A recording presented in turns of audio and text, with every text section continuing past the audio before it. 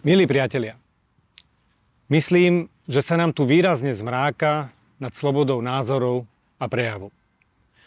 Keď som bol ako študent v roku 1989 členom študentského hnutia na právnickej fakulte, pamätám si to ako dnes. Základom našich verejných vyhlásení boli vždy sloboda prejavu a slobodné voľby ako základné piliere demokracie. Dnes so zdesením zisťujem, že je všetko inak. Podľa všetkých médií je iný názor a je jedno, či na Ukrajinu, očkovanie alebo migráciu dôvod na hysterickú reakciu, odsúdenie a okamžité umlčanie. Ale to im nestačí.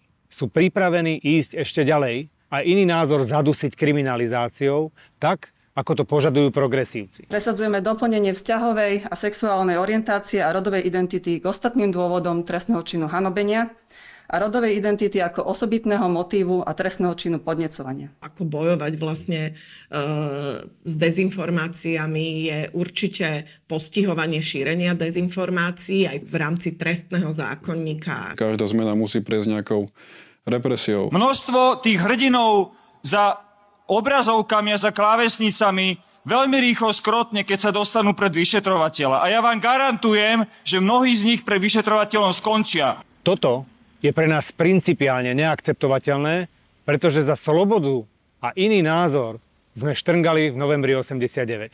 A o to pôjde aj zajtra. Nedajme sa zastrašiť a spoločne si zvolme slobodné Slovensko so suverénnymi postojmi. Ja sa naozaj nechcem prebudiť do Slovenska, v ktorom jediný politik, ktorý skritizoval kanadskú vládu za nehanebné oslavovanie nacistu, ktorý bol súčasťou jednotiek SS, ktoré potláčali Slovenské národné povstanie, bola kanadská poslankyňa. As chair of the Canada-Slovakia Parliamentary Friendship Group, it's my obligation to point out that the individual in question who was recognized on Friday was part of a division that was used against the Slovak National Uprising, which was a military uprising organized by Slovak resistance movements during World War II, comprised of the anti-Nazi political faction of the Slovak nation, which is my heritage. Units of this division this man fought with were sent to help squash the Slovak rebellion. Battle groups were formed to actively search out and destroy members of the resistance. And according to Slovak historian Kay Fremol, the division's members were helping in anti-partisan, repressive, and terrorist actions and committed murders and other excesses. Všimnite si, ako naše médiá ani len nenabrali odvahu tento incident zverejniť, lebo by to znamenalo priznanie, že v otázke podpory Zelenskému, a úmyselne nehovorím Ukrajine, ale Zelenskému sa zásadne mýlili.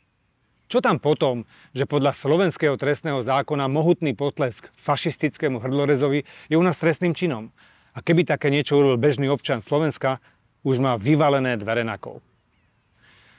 Priatelia, nie som zástancom pátosu v politických prejavoch, ale naozaj nechcem, aby sme sa v prípade progresívnej vlády museli najprv obzrieť cez rameno, keď budeme chcieť slobodne debatovať s kamarátmi pri pive.